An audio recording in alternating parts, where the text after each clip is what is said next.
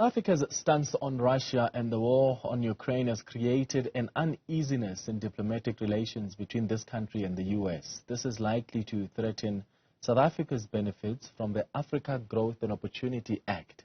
An SA envoy is in Washington aiming to salvage these opportunities. Joining us to discuss the process and how difficult or easy it's going to be to salvage this is Professor Christopher Isike, who's with the International Relations Department at the University of Pretoria. Prof, thank you for making time for us. I mean, AGOA gives South Africa privileged access to the lucrative market in the U.S. Just first explain to our viewers how we have benefited from this policy over the years. Well, broadly, in Africa, about 35 countries, are on the beneficiary list, and this has helped to, through trade, access of products from Africa to U.S. markets. And these have helped to reduce poverty and create jobs in these countries, particularly for women, if you look at the sectors that are covered by these agreements. For South Africa specifically, it enables exports from South Africa to the U.S. in manufacturing, in fruits and other value-added goods, which have created thousands of jobs in South Africa. Mm. So if the country is expelled from AGOA then, what impact are we likely looking at? Well, the immediate impact would be first of all, the amount of income that comes from these exports. Just last year alone, South Africa made over 5 billion rand. From that's additional income from the targeted projections, just for exporting goods and services to the U.S. So that's one. Secondly, it would affect these industries. The biggest one would be the fruit industry in the Western Cape. I know that the Northern Cape have been watching that as well as even the Eastern Cape. So the fruit industry in these provinces would be hit by any suspension or any kind of action that undermines South Africa's participation in this AGOA. So those are the benefit, the consequence that may be suffered by Africa if it is taken off that list. Okay, let's look at when this law is due to be extended or terminated. I think the year 2025 is going to give us some answers, and there are growing concerns, in fact, that South Africa could be ejected then or even before. But my understanding is that it's Congress that decides which African countries qualify for AGOA's benefits. And when you look at what happened recently with the Republican members of the U.S. House of Representatives who have now drafted this resolution condemning South Africa's close ties with Russia and China, and they've called on the U.S. administration to review the U.S. relations with South Africa, and in particular the benefits which South Africa derives from AGOA. Given that context, Prof, do you think the South African delegation is going to have a tough time salvaging our diplomatic relations with Washington? Well, it could be so, but I must say that it is not Congress that determines, which countries, get beneficiary status. This is, first of all, and this is the challenge with these kinds of arrangements. It is the United States which determines, on a yearly basis whether countries have met the published eligibility requirements, and beneficiary status may therefore be granted or suspended or withdrawn solely at the discretion of the U.S. president. Okay. So that's a prerogative of the president. But the danger is that if South Africa doesn't play ball, the U.S. president could exercise that discretion in line with what you have said the Congress, led by the Republicans currently, is already pushing for. If you look at the meeting in September of 22 between President Ramaphosa and Biden when he visited, there is no indication that the U.S. president is in a hurry to suspend South Africa unless it something really seriously untoward in its relationship with Russia or China, as the case may be. Okay, so ultimately then the decision lies with President Joe Biden.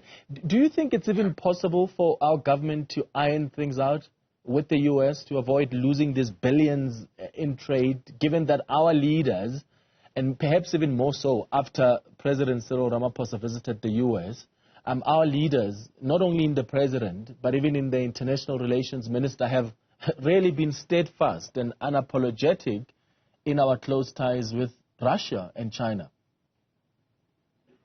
Well, look, I think that there is an advantage South Africa has, and which may benefit the United States in terms of South Africa's ability to be able to talk to Russia, and try and help to resolve the conflict in line with its stated foreign policy goal, in line with its non-alignment policy and its commitment to peaceful resolution of conflict, which is the principle around which South Africa has been navigating its relations with Russia in this instance. So that is an advantage that I think South Africa would be able to persuade the United States on, to say, look, we have a unique opportunity to help to resolve these, and we have a special relationship with, by the way, it's not just Russia, it's also with Ukraine. This special relationship that South Africa talks about, if you look at it, was in the context of the Soviet Union, and most of it had to do with Ukraine. So there is no need for South Africa to begin to signal a special dispensation with Russia that is not linked to Ukraine. So in essence, South Africa does have linkages to Ukraine and Russia, and I think that it presents an opportunity to help also the United States to have a connection, however indirect that may be, to help to resolve this conflict, which in my view is the best pathway, for resolving the current crisis in Ukraine. So Pretoria decided to host military exercises with Russia and China, but we decided to decline to participate in the planned Cutlass Express military exercises with the U.S. this year without explaining why, apparently.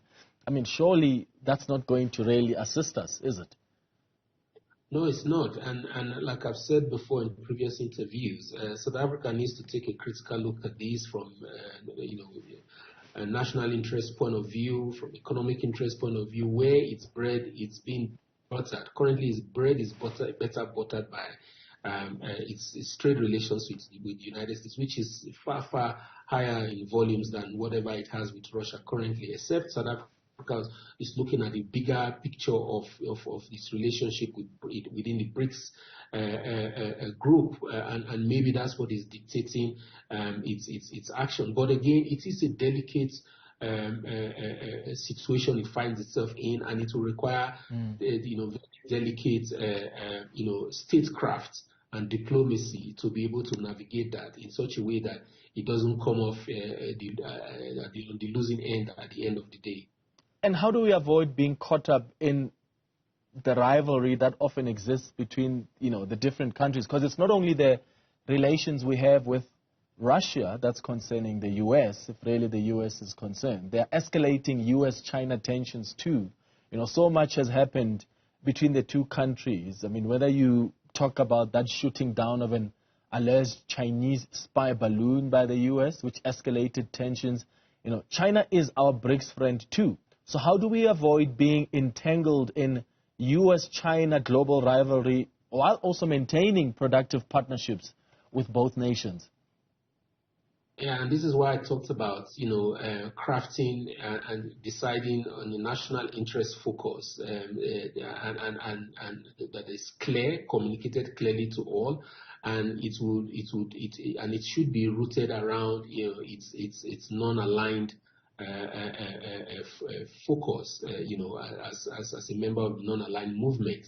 I think that South Africa can learn it, too, from India in terms of how it has navigated that relationship between these countries you mentioned.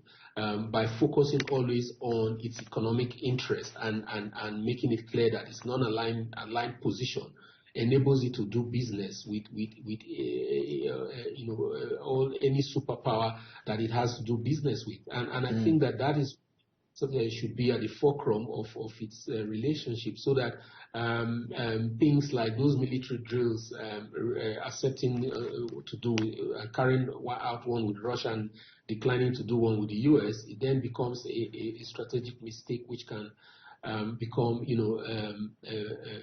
problematic. So focusing on economic interest, on development interests of the country, and maintaining being consistent in its positions in terms of neutrality, I think would help to navigate this very difficult relationship or situation that South Africa currently finds itself in.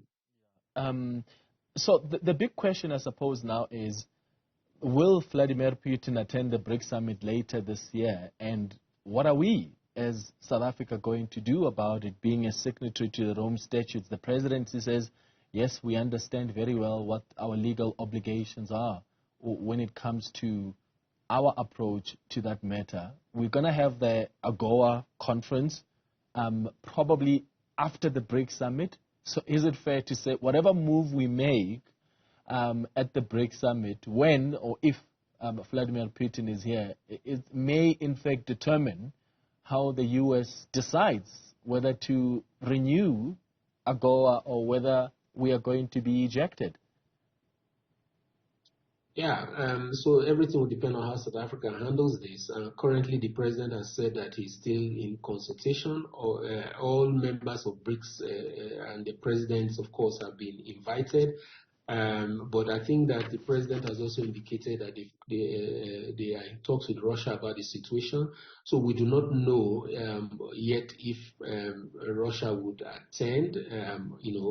But look, it's a very difficult situation, tight situation to be in. What should happen to save South Africa's face is what the likes of Dire Gladly have suggested, which is that South Africa should look to amend its local laws that do not currently recognize immunity for presidents, from arrest. So some of those kinds of action, if they can be done between now and August, may be helpful. And I think that there was a missed opportunity in 2016, when South Africa applied to leave the ICC. That was turned down, I think, in 2017 because Parliament did not approve. It's part of the whole diplomacy and statecraft engineering or re-engineering that I'm talking about. South Africa needs to get its ducks in a row and to ensure that it puts takes the right steps. For example, also amend its current laws about immunity. It should be able to do that and then subject its obligations to the ICC, to its own laws, the constitution of the country. That can become a leeway. But again, we will see how things go before September is still, in August is still a long time from now, and though it's still short. But those are things that South Africa, I think, should be able to manage if it's able to define its interests and then work towards, meeting them. Yeah, and of course now we see that there's an interministerial committee that's been appointed by the president to consider our approach, and so we're probably going to see some movements ahead of August. Professor Christopher Isike from the International Relations Department at the University of Pretoria, thank you for making time.